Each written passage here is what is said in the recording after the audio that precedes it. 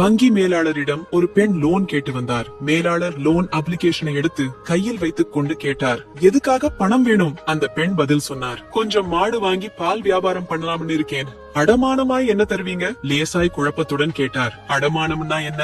நீங்க கேக்குற பணத்தோட மதிப்புக்கு சமமாய் ஏதாவது சொத்து கொடுத்தாதான் பேங்க் பணம் கொடுக்கும், அதைத்தான் அடமானம்னு சொல்லுவோம். அந்த பெண் சொன்னாரு, கொஞ்சம் நிலம் இருக்கு, 2 குதிரை இருக்கு, எது வேணுமோ அதை நீங்க எடுத்துக்கலாம். மேலாளர் இன்னும் கொஞ்ச நேரம் பேசிவிட்டு நிலத்தை அடமானமாக வைத்துக் கொண்டு அவருக்கு பணத்தை லோனாக தர ஏற்பாடு செய்தார். சில மாதங்கள் கழிந்தது. அந்த பெண் மீண்டும் பேங்கிற்கு வந்தார். தன்னுடைய கணக்கு புத்தகங்களை எடுக்கச் சொன்னார். பைசா பாக்கி இல்லாமல் கடன், வட்டி எல்லாவற்றையும் கணக்கு போட்டு செட்டில் செய்தார். மேலாளர் ஆச்சரியத்துடன் கேட்டார், கடன் எல்லாவற்றையும் கட்டியாகிவிட்டது, லாபம் எதுவும் இல்லையா? அந்த பெண் உற்சாகமாய் பதில் சொன்னார், லாபம் நிறைய கிடைச்சது. மேலாளர் ஆர்வத்துடன் கேட்டார், அதையெல்லாம் என்ன செய்தீர்கள்? பொட்டியில போட்டு வச்சிருக்கேன் என்றார் அந்த பெண். மேலாளர் யோசித்தார், இந்த மாச டார்கெட்க்கு சரியான ஆளாக இந்த பெண் கிடைச்சிட்டாள் என்று நினைத்தபடியே, ஏன் நீங்க பணத்தை எங்க பேங்க்ல டெபாசிட் பண்ணலாமே என்றார். அந்த பெண் கேட்டாரு, டெபாசிட்னா என்ன? மேலாளர் விளக்கமாய் பதில் சொன்னார், நீங்க உங்க பேர்ல ஒரு கணக்கு ஆரம்பிச்சு அதுல உங்க பணத்தை போட்டு வச்சா உங்க சார்பா பேங்க் உங்க பணத்தை பார்த்துக்கும். உங்களுக்கு எப்ப பணம் தேவையோ